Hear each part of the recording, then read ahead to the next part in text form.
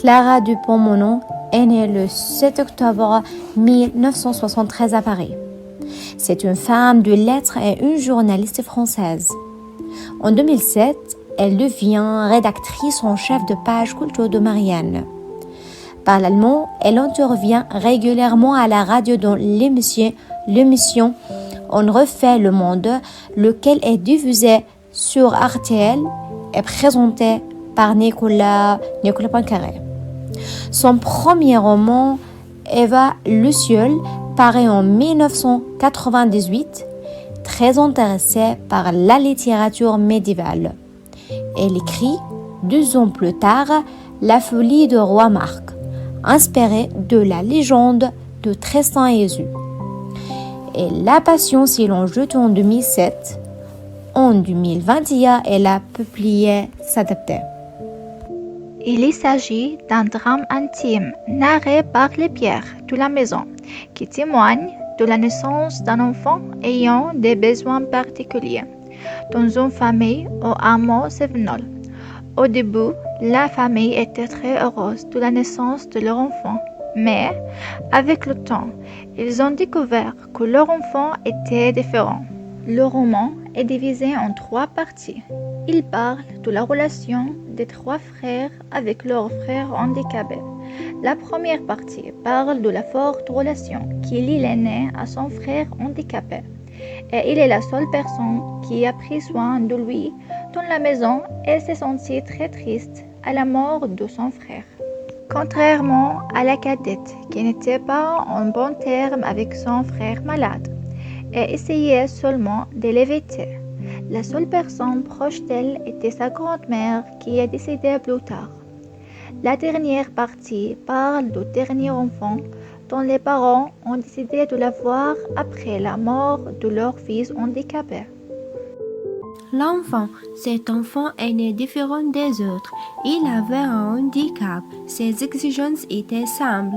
La satiété, la propreté, les vêtements confortables et la caresse. Il n'a rien beau apprendre, mais a beaucoup appris aux autres. Il finit par mourir à l'âge de 10 ans, loin de sa famille, dans un établissement tenu par des religieuses.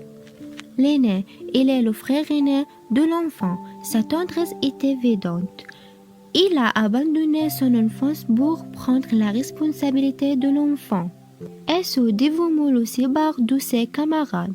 Il est le premier à constater que son petit frère entend et reçoit les odeurs. La cadette, il est le seul sort de l'enfant. Il a vécu son enfance dans la joie. Il a embrassé la vie, mais la naissance de l'enfant a changé sa vie. Elle n'a jamais accepté l'enfant. Elle passait le plus de son temps avec ses amis et grand-mère qui lui apportent joie et distraction pour échapper à son frère. C'était pour elle une honte. Elle a essayé de s'approcher de lui pour attirer l'attention de l'aîné de peur de le perdre. Le jour de l'enterrement de l'enfant, il s'est effondré et plus tard, il a souhaité que le temps revienne pour le protéger. Le dernier, il est né pour ouvrir un nouveau départ à la vie de famille après 10 ans de souffrance avec un enfant handicapé. C'était une personne curieuse. Il voulait connaître l'histoire de l'enfant décédé. Malgré le décès avant sa naissance, il vivait dans sa tête comme s'il avait vu.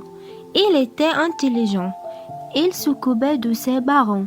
Il a trouvé l'amour de la cadette, contrairement à l'aîné qui ne lui accordait aucune attention. Chacun réagit à sa manière. Passionné ou révolté, chacun s'adaptera, chacun aimera. Dans ce roman, qui porte tout autant sur l'handicap, la famille et la terre, Clara Dupont pour l'aîné. Le frère, inadapté, va être l'amour fou, jusqu'à presque d'une certaine manière, s'oublier lui-même. La cadette, elle c'est totalement inverse, puisque c'est la colère, la rage, la fureur même de voir ce petit être bouleversé et ses points. et les deux le rejettent, même si il va finir par retourner cette colère de manière positive. Le dernier enfant, lui, a un cœur, un être perspective sur la vie dans une famille avec un enfant spécial.